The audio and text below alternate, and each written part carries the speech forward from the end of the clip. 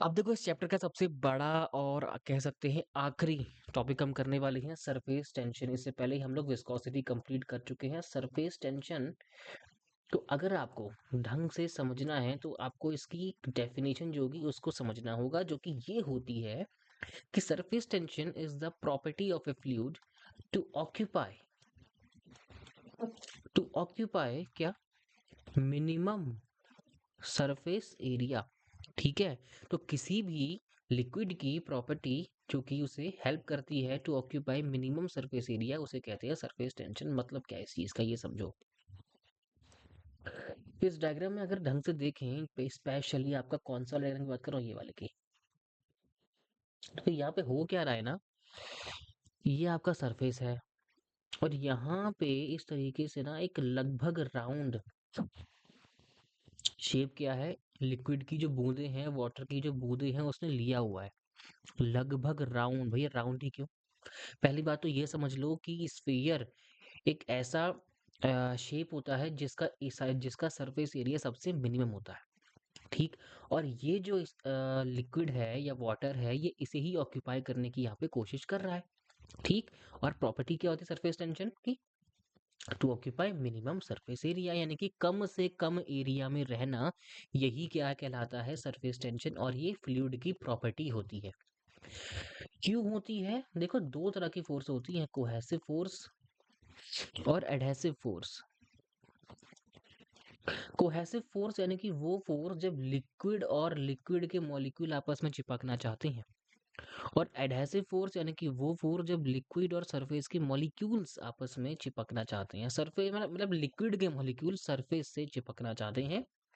और कोहेसिव में लिक्विड और लिक्विड के ही मॉलिक्यूल खुद से चिपकना चाहते हैं। अब सरफेस टेंशन की प्रॉपर्टी किसी भी लिक्विड की कैसी भी हो सकती है, यानी किसी की ये चीज ज्यादा हो सकती है, किसी की ये चीज कम हो सकती है। ऐसा हो सकता है कि किसी लिक्विड में कोहेसिव फोर्स ज्यादा हो एडहेसिव फोर्स से। ये भी हो सकता है किसी लिक्विड में कोहेसिव फोर्स कम हो जाए एडहेसिव फोर्स से। मेनली जो भी आपके प्योर लिक्विड होंगे ना, उनमें कोहेसिव फोर्स जो होगा वो एडहेसिव फोर्स से ज्यादा होता है, और जो इम्प्योर होंगे उनमें कोहेसिव फोर्स जो है एडहेसिव फोर्स से कम होता है। कोई भी प्योर चीज है वो खुद से ही चिपकना चाहती है। एग्जाम्पल के लिए आपका था मर्क्यूरी।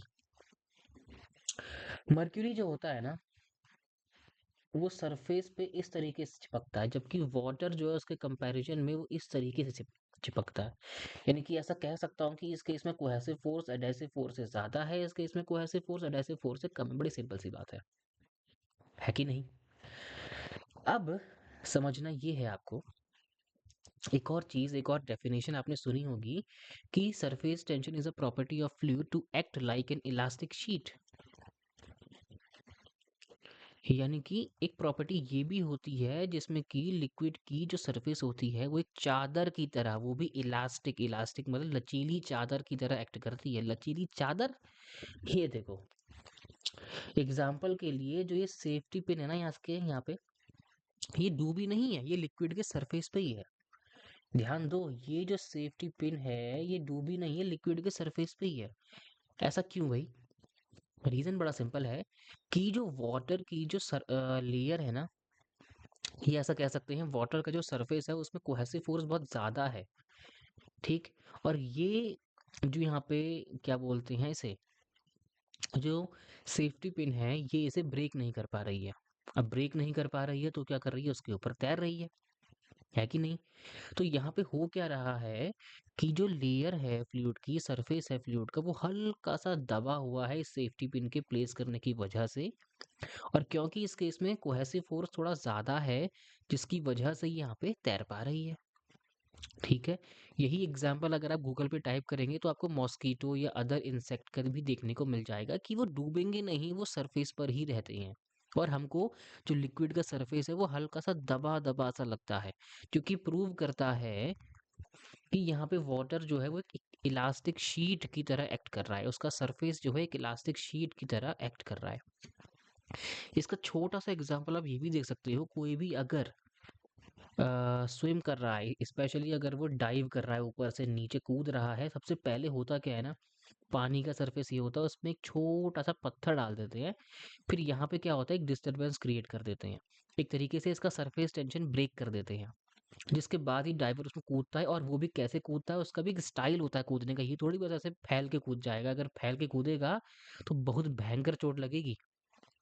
इसीलिए वो क्या करते हैं, आपने देखा होगा डाइवर को कूदते समय, वो एक ना एक आर्च जैसा बना के कूदते हैं। जैसे कि मैं कैसे देखा यहाँ पे, मान लो वो ऐसा जा रहा है तो अपने हाथ को ना ऐसे करके वो ऐसे करके कूदते हैं नीचे, ठीक है, ताकि कम से कम सरफेस एरिया से घुसें। अगर वो ज़्यादा सरफेस एरिया से घुसेंगे ना, तो होगा क्या, वाटर की जो लेयर है यहाँ पे इलास्टिक शीट की तरह पहले से ही एक्ट कर रही है, दोनों भिड़ेंगी और चोट बहुत भयंकर लगेगी।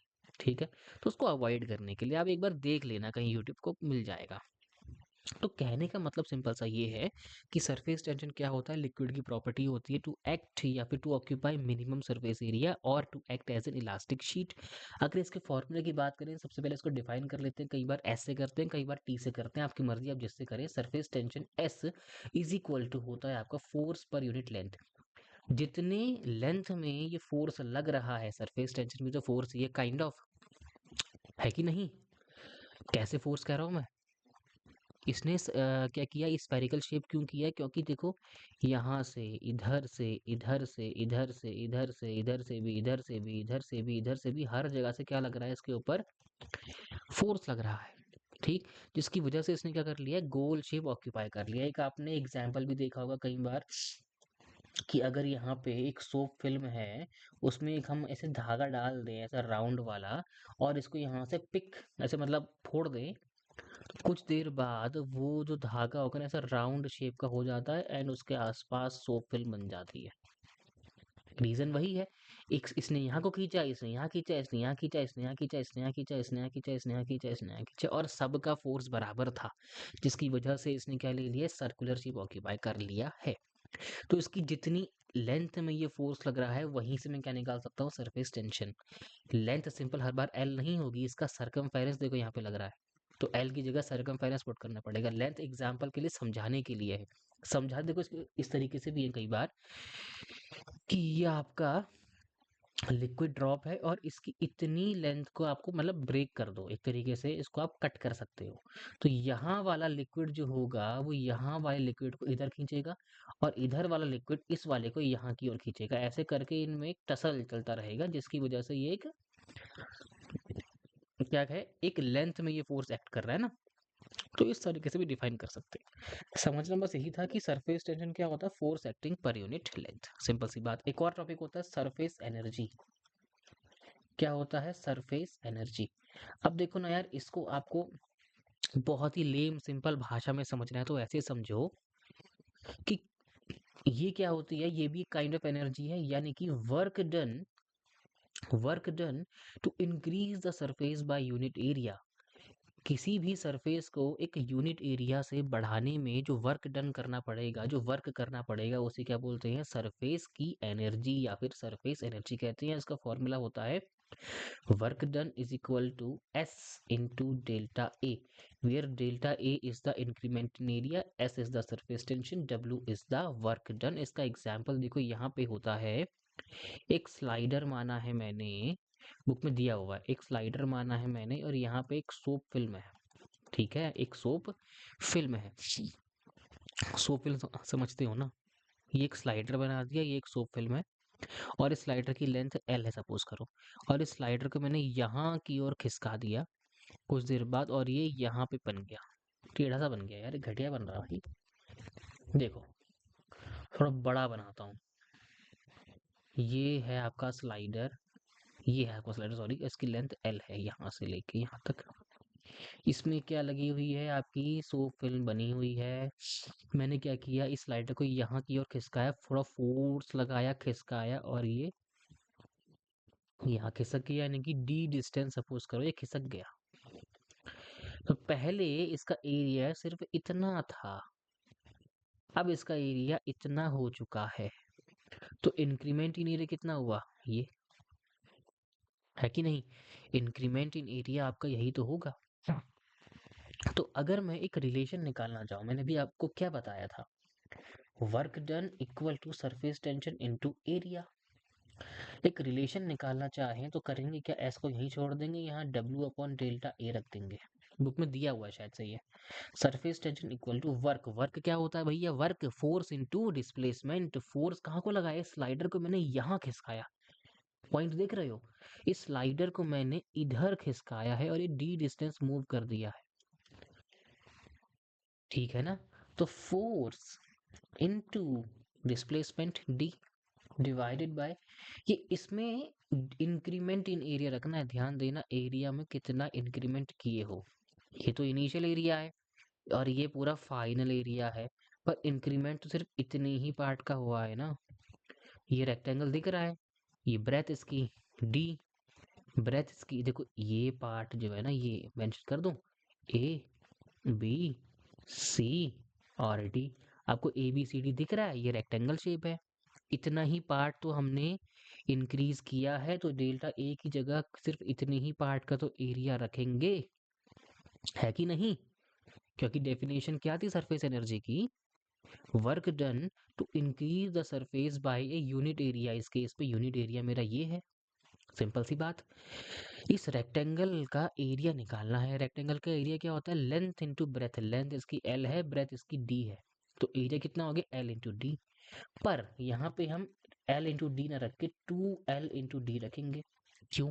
क्योंकि इसका जो सरफेस है वो तो आगे से बड़ा है। अगर आप इस चीज को पीछे से घुमा के देखोगे तो वहां पर भी तो इसका सरफेस एरिया इंक्रीज हुआ है, तो आगे का सरफेस प्लस पीछे का सरफेस मिलाकर 2LD ही तो होगा। डी से डी काट दूंगा क्योंकि वो चीज सेम है, तो फॉर्मूला क्या बन जाएगा? S equal to F upon 2L। ठीक है, सिंपल सी बात। उम्मीद कर रहा हूँ कि आपको ये चीज समझ में आ गई होगी, ये आपकी बुक में भी दी हुई है। सिंपल सी चीज है, हालांकि एग्जाम पर एग्जाम के पॉइंट ऑफ व्यू से बहुत ज्यादा इंपॉर्टेंट नहीं है। अगली चीज हम करने वाले हैं और वो है कॉन्टेक्ट एंगल। ये आपका आ सकता है, कॉन्टेक्ट एंगल कैसे बनाना है?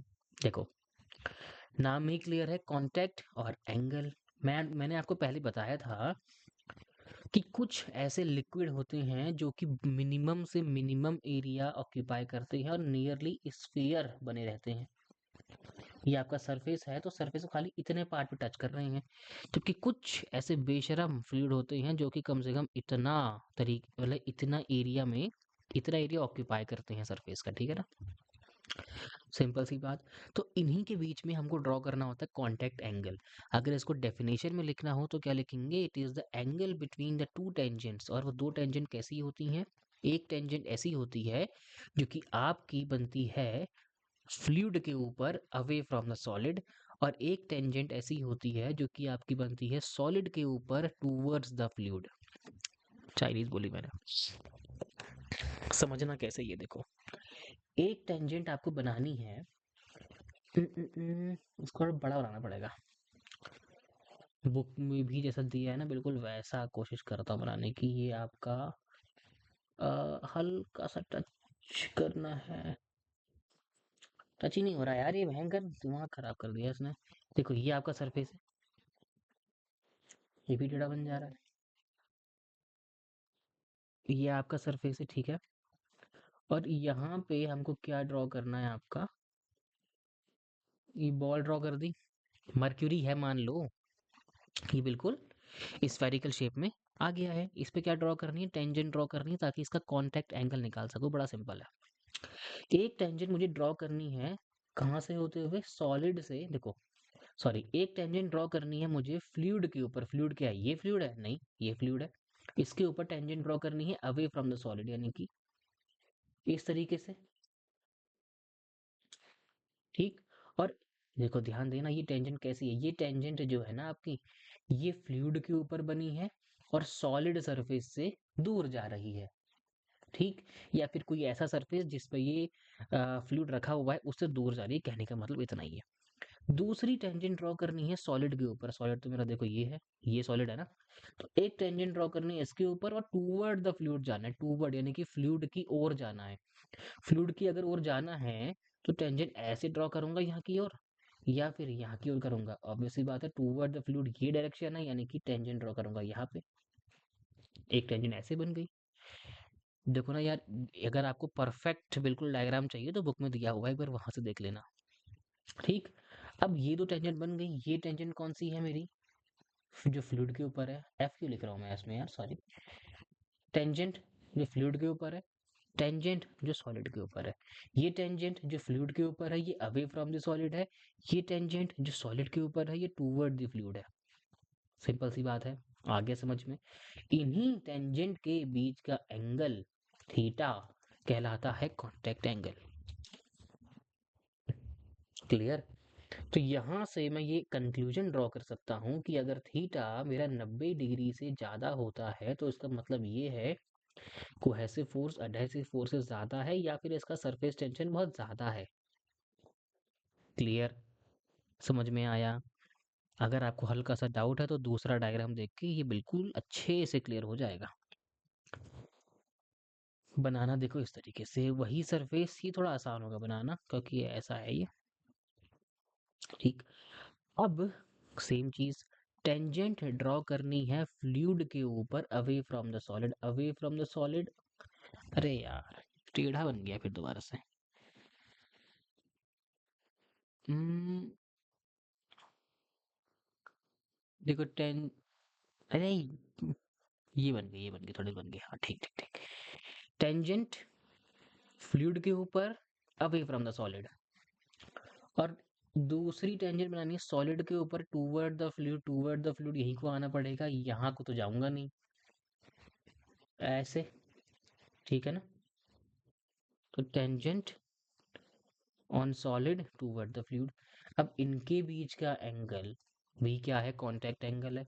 कंक्लूजन क्या निकला, थीटा अगर 90 से छोटा हुआ इसका मतलब कोहेसिव फोर्स एडहेसिव फोर्स से कम है, और इसका जो सरफेस टेंशन वाली प्रॉपर्टी है थोड़ी सी कम है। सिंपल सी बात। उम्मीद कर रहा हूँ कि ये चीज आपको अच्छे से क्लियर हो गई होगी। एंड इसके बाद जो सबसे इम्पोर्टेंट चीज करनी है वो है आपका excess pressure in a liquid drop, ये टॉपिक करना है। अब देखो इसका डेरिवेशन ना करके इसको समझ लेना, क्योंकि इसका यूज करने वाले हैं हम लोग कैपिलरी एक्शन में। ठीक है ना। तो इसको ऐसे ही आप समझ लेना, excess pressure inside a liquid drop मतलब क्या है पहले वो समझो। ये एक लिक्विड ड्रॉप है आपकी। हम्म। ये लिक्विड ड्रॉप गोल कैसे बनी है, यानी कि इसमें कौन कौन से प्रेशर एक्ट कर रहे हैं। सबसे पहले आपस में क्या है, आसपास क्या है, एटमॉस्फेयर है, तो यानी कि इधर से इधर की ओर, इधर से इधर की ओर, इधर से इधर की ओर, इधर से इधर की ओर, इधर से इधर की ओर, इधर से इधर की ओर, क्या लग रहा होगा, एटमॉस्फेरिक प्रेशर। सिंपल सी बात है। ठीक है ना। अब इसके अंदर क्योंकि फ्लूइड भरा हुआ है तो फ्लूइड भी तो अपनी कंटेनर की वॉल पर भी फोर्स लगाता है। बात समझे क्या बोला मैंने अभी, इसके अंदर अगर फ्लूइड भरा हुआ है, पानी भरा हुआ है, तो वो लिक्विड भी तो अपनी वॉल पर फोर्स लगाएगा, प्रेशर लगाएगा। तो प्रेशर एक्सर्टेड बाय दी क्या, फ्लूइड। ठीक है, इन इट्स वॉल, यानी कि इस तरीके से ये भी ऐसे लगा रहा होगा, है कि नहीं। बात समझे नहीं समझे क्या बोला मैंने। अरे भैया ये आपका कंटेनर है, इसके अंदर कुछ चीज भर दिया हमने, मान लो फ्लूइड भर दिया, तो ये फ्लूइड भी तो अपने जो कंटेनर है उसमें उसमें क्या लगाएगा, बाहर की ओर प्रेशर लगाता है, स्पेशली अगर ये क्लोज्ड है। ये अगर ये मान लो आपका ये कंटेनर है, इसके अंदर गैस भर दो तो गैस क्या करेगी, फोर्स लगाती है ना, प्रेशर लगाती है ना अंदर से कंटेनर की वॉल पर। तो वही प्रेशर की बात कर रहा हूँ। ये बाहर वाला प्रेशर क्या है, एटमॉस्फेरिक प्रेशर है, इसको हम बोल सकते हैं प्रेशर जो कि बाहर है, आउटसाइड। ये प्रेशर अंदर से लग रहा है तो इसको पी आई लिख सकता हूँ, इनसाइड प्रेशर। एक और प्रेशर लग रहा होगा, सॉरी एक और फोर्स लग रहा होगा, सरफेस टेंशन का फोर्स, जो कि चाह रहा है कि ये लिक्विड ड्रॉप का जो सरफेस एरिया है वो कम से कम हो जाए। अगर इसको अपना सरफेस एरिया कम से कम रखना है तो यहाँ पे सरफेस टेंशन वाला फोर्स इस तरीके से एक्ट करेगा अंदर की ओर, ऐसे करके। बात समझे नहीं समझे। अब यहाँ पर देखो बन गई है मस्त वाली खिचड़ी, तो उसको अगले पन्ने में दोबारा समझा देता हूँ, मतलब मेन मेन चीज समझा देता हूँ जो मैंने पहले बता दी है। बाहर से अंदर लग रहा है, आउटसाइड का प्रेशर या फिर एटमॉस्फेरिक प्रेशर, यहाँ से जवाबी हमला कर रहा है इनसाइड प्रेशर, और वहां से इसी के अंदर एक दुश्मन बैठा हुआ है सरफेस टेंशन, जो कि इसका कम कर रहा है एरिया। तो कुल मिलाकर अगर आप देखें तो दो तरह की प्रेशर अगर अंदर है, एक तरह का बाहर है, ठीक। तो इसी चीज को मैं ऐसे भी तो लिख सकता हूँ कि अंदर वाला जो प्रेशर है वो बराबर है बाहर वाले प्रेशर प्लस, अब देखो सरफेस टेंशन वाला है ना, तो इसका ना डिराइव करके जो चीज आती है ना वो 2s/r आती है। r क्या है? इसका रेडियस, ठीक। तो इस तरीके से मैं जो अलग अलग प्रेशर है उनको डिफाइन कर सकता हूँ। समझे बात को? क्या बोला मैंने? दो एक्ट कर रहे थे सेम डायरेक्शन में, एक एक्ट कर रहा था ऑपोजिट डायरेक्शन में, तो लिख दिया अलग अलग, है कि नहीं? जो कि बता रहा है कि आउटसाइड वाला जो प्रेशर है वो कम है, इनसाइड वाला प्रेशर जो है वो ज्यादा है कि नहीं? और कितना ज्यादा है? 2s/r ज्यादा है, यानी कि अगर पी माइनस पी करूंगा तो वो 2s/r आएगा। समझ में आया कि नहीं आया? क्या बोलना चाह रहा हूं? और इसी, देखो ना, ये कितना ज्यादा है, अंदर वाला प्रेशर बाहर वाले प्रेशर से कितना ज्यादा है, 2s/r ज्यादा है। और इसी 2s/r को हम लोग क्या बोलते हैं? Excess pressure inside a liquid drop, extra pressure जो कि लिक्विड ड्रॉप के अंदर है। अब देखो, चाहो तो इसका डेरिवेशन आप लोग कर सकते हो, बहुत ही सिंपल चीज है, यहाँ पे सरफेस एनर्जी वाला ही हम लोग यूज कर सकते हैं, और बहुत ज्यादा दिमाग लगाना नहीं है उसमें, सिंपल सी चीज है, ठीक। क्योंकि ना इन चीजों के ना एग्जाम में आने के चांस थोड़े से कम होते हैं, और इस पे न्यूमेरिकल भी शायद नहीं है आपका। अभी जो कैपिलरी एक्शन पढ़ेंगे उस पे न्यूमेरिकल है एग्जाम्पल में, तो वो आपके आने के चांस ज्यादा है, ठीक है। और क्योंकि ये वन शॉट है तो यहाँ पे तो भाई बहुत डिटेल भी नहीं जा सकते, फिर भी मैं कोशिश कर रहा हूँ कि डिटेल में जाऊं जितना हो सकता है, ठीक। तो ये जो चीज है यहाँ तक कंप्लीट हो गई। इसके बाद एक आखिरी टॉपिक करने वाले हैं सरफेस टेंशन का, और वो होगा आपका कैपिलरी एक्शन। अभी तक हमने क्या क्या कर लिया वो देख लो। अच्छा, खत्म हो गया? हमने क्या कर लिया है, सरफेस टेंशन होता क्या है, उसका एग्जाम्पल क्या है वो देख लिया हम लोगों ने, ठीक। To occupy minimum surface area, to act like a elastic sheet, ठीक। फिर हमने कोहेसिव फोर्स, एडहेसिव फोर्स देखा। फिर हमने क्या किया, एक छोटा सा फॉर्मूला डिराइव किया, किसका? सरफेस टेंशन का, S=F/2L करके। ये स्लाइडर वाला आपकी बुक में दिया हुआ है, ठीक है, इसलिए मैंने यहाँ बना के दिखा दिया, और एग्जैक्टली ये ऐसा ही है, बहुत दिमाग में इसमें नहीं लगाना है आपको। इसके बाद हमने सबसे इंपॉर्टेंट चीज करी, कॉन्टैक्ट एंगल। ये और डायग्राम बेकार सा बन गया है, पर इसको बुक से देख लेना, डिक्टो वैसा ही बनाना स्केल से, बिल्कुल मस्त, ठीक। और अगली चीज करी, excess pressure inside liquid drop. उम्मीद कर रहा हूँ कि ये इतनी चीज आपको अच्छे से क्लियर हो गई होगी, ठीक। अब जो नेक्स्ट टॉपिक हम लोग करने वाले हैं वो है आपका कैपिलरी एक्शन। क्या है आपका? Capillary action.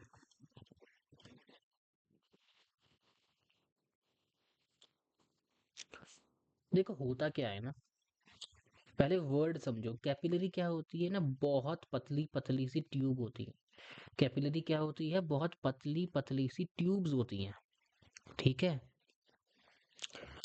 होता होता क्या है, एक मैं काम करता हूँ, उसको वाइड कर देता हूँ क्योंकि थोड़ा सा अच्छे से विजिबल हो जाएगा फिर।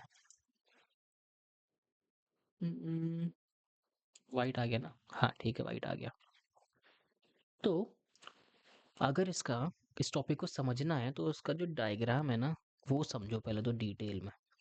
ये आपका बीकर है, ऐसा बीकर है। ये आपका, अबे यार, हद मचा दी बिल्कुल ही। ये आपका बीकर है, ठीक है। होता क्या है, यहाँ पे रखा है आपका फ्लूइड, लिक्विड, वाटर, कुछ भी ले लो यार फिलहाल, जैसे कुछ ही मत लेना, ठीक है। वाटर का एग्जांपल दिया है बुक में तो वही लेंगे। यहाँ पे रख दिया मैंने पतली सी, जो बोला था ना, ये आती है कि कैपिलरी। मेरी थोड़ी मोटी बन गई है क्योंकि यहाँ समझाना भी है चीजें, इसीलिए। तो होता क्या है ना, इस कैपिलरी को जैसे ही इस वाटर में डालते हैं, लिक्विड में डालते हैं, तो ये वाला पानी ऊपर की ओर राइज करता है कुछ हाइट तक का, समझे क्या बोला मैंने? ये आपका लिक्विड भरा हुआ था, इसमें डाली हमने क्या, कैपिलरी, पतली सी ट्यूब। कैपिलरी जैसे ही डाली, एक फिनोमिना देखने को मिला। हुआ ये कि ये जो पानी था ये ऊपर की ओर चढ़ गया। कोई मोटर तो लगी नहीं अंदर, पर फिर भी ऊपर चढ़ गया। तो ये चीज अचंभित करने वाली थी। और ये मानते हैं कि एच हाइट तक चढ़ गया। कितनी हाइट तक चढ़ा है कैपिलरी एक्शन में, वही हमको निकालना होता है। इसीलिए इसी को बोलते हैं कैपिलरी राइज। अब इसके पीछे की जो साइंस है, जो डेरिवेशन है, वो हमको यहाँ पर समझना है। पहले ये समझ लो कि ऊपर चढ़ा क्यों, ऊपर चढ़ा क्यों। रीजन सिंपल सा है, जानते हो आप लोग। वो है आपका क्या, एडहेसिव फोर्स। इस केस में है क्या ना कि जो लिक्विड लिक्विड के मॉलिक्यूल्स हैं उनका कोहेसिव फोर्स थोड़ा कम हो गया है, और जो एडहेसिव फोर्स है वो बढ़ गया है, जिसकी वजह से ये जो लिक्विड है ये ऊपर की ओर ऐसे करके राइज करता चला गया। बात समझे क्या बोला मैंने? एडहेसिव फोर्स ज्यादा होने की वजह से इस ग्लास ट्यूब यानी कि कैपिलरी ट्यूब और लिक्विड के मॉलिक्यूल के बीच में फोर्स बढ़ गया, और ये इसको ऊपर ऊपर की ओर खींच के ले गया, जहां पर ये स्टेबल हो पाया। जिस पॉइंट तक स्टेबल हो पाया वहां तक इसको लेकर गया, और सपोज करते हैं एच हाइट तक लेकर गया। वही एच हाइट हमको निकालनी है, उसी को बोलते हैं कैपिलरी राइज। सिंपल सी बात। अब इसी वाली चीज को अगर थोड़ा सा डिटेल में बनाओ, यानी कि थोड़ा सा जूम करके बनाओ, तो ये ऐसा बन जाता है, आपके बुक में दिया हुआ है। इस बार जो ट्यूब बनेगी थोड़ी सी मोटी बनेगी। मानते हैं कि इतना बना देता हूँ, ठीक है ना, ये वाला पार्ट ऐसे करके। हम्म हम्म।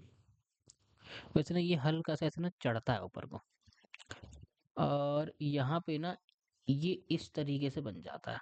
ये ऐसा क्यों बना, देखो वही चीज है। ये आपका ग्लास ट्यूब का सरफेस है, कैपिलरी ट्यूब का सरफेस है, ये आपके लिक्विड के मॉलिक्यूल है, चिपके हुए हैं ना, देखो। इस तरीके से ये इन्होंने गोल आकार बना दिया, इसीलिए इसको मिनिस्कस कहते हैं। क्या बोलते हैं? मिनिस्कस कहते हैं। सिंपल सी बात। अब देखना, ये मत करने लगना कि कोई पाइप डाल देना आप लोग अपने टैंकी में और बोलना कि पानी चढ़ नहीं रहा, ये ऐसा नहीं होता। ठीक। जितना ज्यादा पतला ट्यूब होगा ना, उतना ज्यादा हाइट तक ये राइज करेगा। इसका आपको एग्जाम्पल देखने को मिलता है कहाँ पे, पानी जो पेड़ों में जाता है वहां पर भी बहुत पतली पतली सी कैपिलरीज होती हैं जो कि वाटर पहुंचाती हैं। जैसे हम जड़ में पानी डालते हैं तो पानी पूरे पेड़ में इसी प्रोसेस के थ्रू पहुंचता है। हालांकि अंदर और भी साइंस होती रहेगी, ठीक, जाइलम फ्लोएम वो भी होता होगा। कहने का मतलब ये है, मुझे अगर ये एच हाइट फाइंड करनी है तो यहाँ पे लगानी पड़ेगी तिकड़म। तिकड़म पहले तो ये समझ लो कि ये पॉइंट यहाँ पे इधर कितना प्रेशर होगा, पी नॉट। यहाँ पर भी कितना प्रेशर होगा, पी नॉट। बढ़िया। हम्म। अब जितना प्रेशर ये ए पॉइंट मानते हैं, ये बी पॉइंट मानता हूँ, और इसको सी पॉइंट मान लेता हूँ। तो जो प्रेशर ए पॉइंट पे होगा वही प्रेशर सी पॉइंट पर ही होगा। ए पॉइंट पर प्रेशर पी नॉट है, सी पॉइंट पर हमको निकालना पड़ेगा। कैसे निकालेंगे? देखो ना, अगर मैं इस वाले डायग्राम को ना, उम, अगर देखो, अगर मैं उस मेनिस्कस को ध्यान से देखूं ना, तो मेनिस्कस वो ऐसा बन रहा है ना, है कि नहीं? तो अगर इसको ऐसा कंप्लीट कर दूं तो ये आपका सर्कल ही तो बनाएगा। और यही चीज आपकी किसकी तरह लग रही है, excess pressure inside liquid drop की तरह। हालांकि पानी इस बार बाहर है, ठीक है ना, पर फिनोमिना तो वही है। अंदर क्या प्रेशर है, इनसाइड प्रेशर पी आई, बाहर क्या प्रेशर है, पी आउटसाइड। ठीक। और कायदे से मुझे अगर सी पॉइंट का प्रेशर निकालना है तो मुझे आउटसाइड वाला प्रेशर ही पता होना चाहिए, जो कि एच हाइट नीचे है। आउटसाइड प्रेशर वैसे इधर होगा, इधर, और ये एच हाइट नीचे है, तो यहाँ का प्रेशर बड़े आराम से निकाल लूंगा। अगर मुझे इस पॉइंट का प्रेशर निकालना है तो सिंपल सी बात है, हमने पढ़ रखा है कि pressure inside minus pressure outside equal to क्या, 2s/r। आर क्या होता है, इस मेनिस्कस का रेडियस हो जाएगा फिलहाल। अगर तुम ध्यान दो कि इनसाइड प्रेशर जो है ना, इनसाइड प्रेशर, क्योंकि ये तो सीधा एटमॉस्फेयर से ही कनेक्टेड है ना, तो इनसाइड प्रेशर ही क्या होगा आपका, एटमॉस्फेरिक प्रेशर पीओ। और ये ना, ये इससे कंफ्यूज मत होना, ये असल में पी आउटसाइड वाला है, ठीक है। ढंग से लिख के जाता हूँ यार, लो खाली में क्या बोला मैंने, P inside minus P outside equal to 2s upon R. P inside जो है ये एटमॉस्फेरिक प्रेशर ही तो है, मुझे क्या निकालना है, पी आउटसाइड वाला प्रेशर निकालना है, 2s upon R. P inside वाला प्रेशर एटमॉस्फेरिक प्रेशर कैसे समझ में आ गया था ना, देखो ना, इनसाइड यानी कि ये जहां देखो पॉइंटर है अभी, और यहीं पर तुम्हारा क्या लग रहा है, एटमॉस्फेरिक प्रेशर ही तो लग रहा है कि नहीं। तो बस वही से लिख रहा हूँ, लिख दिया पी इनसाइड की जगह पे एटमॉस्फेरिक प्रेशर पी नॉट। क्या निकालना है, आउटसाइड का प्रेशर। आउटसाइड का प्रेशर यानी कि कहाँ का प्रेशर, ये इस पॉइंट का, खाली इस पॉइंट का निकालना है प्रेशर, सी पॉइंट पे तो हम निकाल लेंगे अभी। क्या निकालना है, आउटसाइड का प्रेशर। तो P naught minus 2s upon R अगर कर दूंगा तो मुझे क्या मिल जाएगा, पी आउटसाइड मिल जाएगा। कोई दिक्कत यहाँ पे किसी को, आसान है, हो जाएगा। हम्म। तो अगर खुद बताना मुझे अब, इस पॉइंट का प्रेशर मुझे पता है, तो एच हाइट नीचे यही प्रेशर कितना होगा बोलो जरा, इसमें रो जी एच प्लस करेंगे ना, variation of pressure with depth, याद है कॉन्सेप्ट। इस पॉइंट पे अगर प्रेशर है P naught minus 2s upon R, तो इस पॉइंट तक आते आते यही प्रेशर कितना हो जाएगा, प्लस रो जी एच, यानी कि P naught minus 2s upon R plus rho जी एच। किसी को समझ में आया मैंने क्या बोला अभी अभी, मैंने इनसाइड का प्रेशर देखा कितना था, एटमॉस्फेरिक प्रेशर। आउटसाइड का प्रेशर मैंने निकाल दिया बाय दिस, ये बात समझ में आ गई आपको। और कितना आया, P naught minus 2s upon R. ये प्रेशर कहाँ है, इधर देखो जहाँ पॉइंट किया, ये प्रेशर इधर पे है, और यहाँ से मुझे सी पॉइंट तक आना है जो कि एच हाइट नीचे है। तो सी पॉइंट पर कितना प्रेशर होगा बोलो जरा, सी पॉइंट पर कितना प्रेशर होगा, एक तो ऊपर जितना है यानी कि P naught minus 2s upon R, और प्लस रो जी एच, रो जी तो कांस्टेंट ही है, एच इसकी हाइट है, जितना नीचे आ गया। तो ये इक्वेशन मेरी बन गई, किसी कोई दिक्कत है, नहीं होनी चाहिए यार। तो क्या मिल गया मुझे, प्रेशर एट पॉइंट सी कितना आ गया, P naught minus 2s upon R plus rho ji H. Pressure at point A जो है प्रेशर एट पॉइंट सी के बराबर है, पहले ही खुलासा कर दिया था मैंने। और प्रेशर एट पॉइंट ए कितना है, पी नॉट है कि नहीं। तो यहाँ पे रख सकता हो ना, pressure at point A equal to pressure at point C. Pressure at point A कितना, पी नॉट है, सी पर प्रेशर कितना, ये पूरा है, लिख सकता हूँ मैं ऐसा।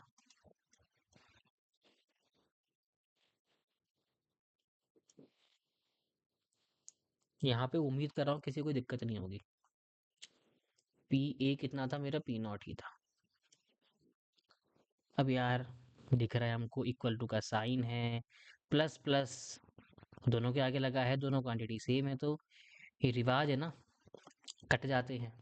और ये माइनस का 2s अपॉन आर है, ये कूद मार के इधर आएगा, नेगेटिव साइन है तो पॉजिटिव हो जाएगा, पॉजिटिव होता तो नेगेटिव हो जाता। कहने का मतलब ये है, P naught equal to P naught minus 2s upon R plus rho ji H था मेरे पास। पी नॉट उड़ गया, ये 2s minus 2s upon are वहां पे आ गया, तो 2s upon R equal to rho ji h मिल गया। अपने को क्या निकालनी थी, कैपिलरी राइज यानी कि हाइट। तो हाइट कितना आ गया मेरे पास, 2s अपॉन आर, और रो जी कहाँ जाएगा, इससे मल्टीप्लाई में यानी कि आर रो जी। तो अगर इसी चीज को तमीज से लिखना चाहूं मैं, h इक्वल टू क्या आ जाएगा, 2s अपॉन आर रो जी। पर बुक में इतना नहीं दिया है, थोड़ा आगे किया हुआ है। क्वांटिटी समझ लो पहले, h क्या है, यहाँ पे था ना, यही था डायग्राम, हाँ यहाँ लिख देता हूँ। h इक्वल टू कितना आया देखो जरा, 2s upon are rho G. h क्या है, ये हाइट जहां तक ये राइज किया, s सरफेस टेंशन है, r अभी देखते हैं रुक जाओ, रो क्या है इस फ्लूइड की डेंसिटी, g सबको पता है, r क्या है ये जो मिनिस्कस बना है ना, ये स्फीयर ही तो होगा एक काइंड ऑफ। तो अगर इसको जोड़ दूंगा यहाँ पे तो ये आर रेडियस नहीं बनाएगा मेरा, है कि नहीं? सिंपल सी बात। दिक्कत ये है ना कि जो मिनिस्कस का रेडियस है, मुझे इस पे डिपेंड नहीं रहना, मुझे जो मेरी कैपिलरी ट्यूब दी है उसके रेडियस पे डिपेंड रहना है। कैसे करेंगे? ध्यान से देखना, अब ध्यान से बिल्कुल, ये इसका निर्णायक पॉइंट है, और सबसे वैसे आसान ही है, जहाँ तक इतना मुश्किल भी नहीं है। ये था मेनिस्कस। यहाँ पे कहीं इसका सेंटर होगा, अगर इसको पूरा गोल बनाऊंगा तो यहाँ कहीं सेंटर होगा। ये आपका आर रेडियस हो गया, बढ़िया। और ये वाला पार्ट जो है ना,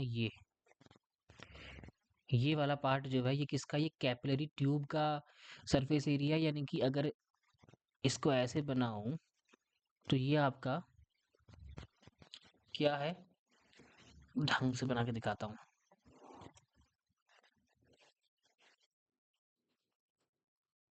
मिनिस्कस, ये आपका, चलो यहाँ ना, तो रेडियस, और ये जो ये क्या है? ये सिलेंडर ही तो है, ये ट्यूब सिलेंडर ही तो है। सिलेंडर का रेडियस कहीं यहाँ कहीं होगा, मानते हो ये बात? और ये रेडियस हमारा स्मॉल आर हो जाएगा। वैसे इस पॉइंट को जोड़ के इस पॉइंट से कर देता हूँ, कोई मतलब तो नहीं है करने का, फिर भी कर लेते हैं। यहाँ पे थीटा एंगल होगा। तुम मुझे खुद बताना, अब मुझे क्या चाहिए? बेस पता है, हाइपोटेनियस पता है, थीटा पता है, तो रिलेशन तो यहाँ पे कॉस का लग रहा है। कॉस थीटा इक्वल टू क्या? Cos theta equal to base upon hypotenuse. किसका निकालना है वैल्यू? कैपिटल आर का निकालना है। तो कैपिटल आर कितना आ गया? Small are upon cos theta. अभी थीटा क्या है वो भी देख लेंगे थोड़ी देर में, रुक जाओ, पहले डाल लेता हूँ। मेरे पास फॉर्मूला क्या निकल के आया था? फॉर्मूला मेरे पास निकल के आया था ये, इस आर की जगह पे क्या पुट करना है? Small are upon cos theta. Small r क्या था? कैपिलरी ट्यूब का रेडियस। थीटा क्या है? Contact angle. तो यहाँ डाल दो भैया, क्या दिक्कत है? 2s अपॉन आर कितना आएगा? Small are upon cos theta, rho g. Cos theta जाएगा ऊपर मल्टीप्लाई में। ये बात जानते हो ना कैसे होगा? अगर आपका डिनोमिनेटर फ्रैक्शन में आ जाए तो न्यूमरेटर को भी फ्रैक्शन में हम लोग रख लेते हैं। h इक्वल टू, ऐसे करके देख लो ना जिसको नहीं आया, 2s अपॉन 1 और r rho g upon cos theta, ऐसे करके भी तो समझ सकते थे। ठीक है ना, जिसको कंफ्यूजन है खाली उसके लिए था। तो कहने का मतलब क्या आ जाएगा? ये बन जाएगा 2s cos theta upon are rho g, and this is the अपना एंड गेम। थीटा देख लेते हैं कॉन्टैक्ट एंगल है कैसे है।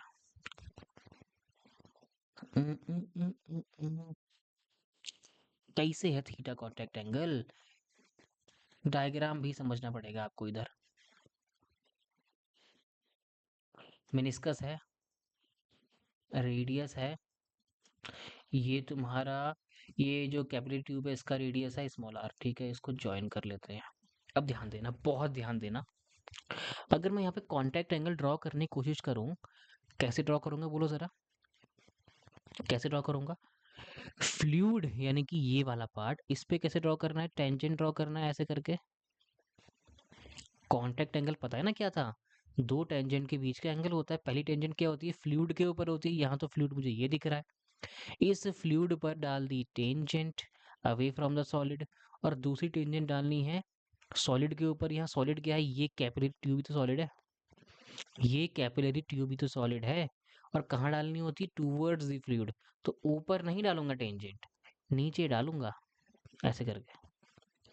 और ये तुम्हारा क्या हो जाएगा? टी, इसको एफ बोल देता हूँ, इसको टी एस बोल देता हूँ। यही तुम्हारा क्या है? थीटा। अब थोड़ा सा दिमाग अगर आप लगाओगे, अगर ये थीटा है तो ये भी थीटा होगा, बढ़िया। ये देखो, ये आपका क्या है? रेडियस है मेनिस्कस का। ये क्या है? टेंजेंट जा रही है। तो होता क्या है, मेनिस्कस का जो टेंजेंट है ना ये वाला, और रेडियस के बीच में 90 डिग्री एंगल होता है। तो इतना एंगल कितना आ गया? 90 माइनस थीटा, है कि नहीं? इतना एंगल कितना आ गया? 90 माइनस थीटा। और इतना एंगल कितना है? 90। तो ये एंगल कितना आ गया आपका, थीटा। मुझे पता है यहाँ पे हौच पौच हो गया है, पर फिर भी थोड़ा समझने का ट्राई करो। इसको नहीं आया एक बार दोबारा देख लो। अबे यार कितना टेढ़ा बनेगा, पेन टैप से यही दिक्कत है। पहली बात तो आपको ना टेंजेंट बनानी है, टेंजेंट फ्लूइड के ऊपर, ठीक। एक टेंजेंट बनेगी ऐसे सरफेस के ऊपर लिक्विड के, सॉरी सॉलिड के, टीएस। ये एंगल हो गया थीटा, बढ़िया। ये थीटा तो ये भी थीटा, ये भी सही। यही था मेनिस्कस का रेडियस। रेडियस टेंजेंट के बीच में 90 डिग्री का एंगल, तो इतना पूरा 90, ये थीटा, तो इतना 90 माइनस थीटा, बढ़िया। ये स्मॉल आर क्या है, कैपिलरी ट्यूब का रेडियस। ये रेडियस और ये लाइन ऐसे 90 डिग्री होता है, तो ये पूरा 90 डिग्री, पर इतना 90 माइनस थीटा, तो 90 माइनस 90 माइनस थीटा कितना आ गया, ये थीटा ही तो आएगा। यानी कि जितना एंगल ये है उतना ही एंगल ये है, जिसको अभी भी नहीं आया ऐसा मान लो, ये कॉन्ट्रैक्ट एंगल है, खत्म कहानी हो गई। ठीक है, इतनी बात क्लियर। उम्मीद कर रहा हूँ कि ये चीज़ आपको अच्छे से क्लियर हो गई होगी। एंड चैप्टर ऑलमोस्ट ये फिनिश हो चुका है, ठीक।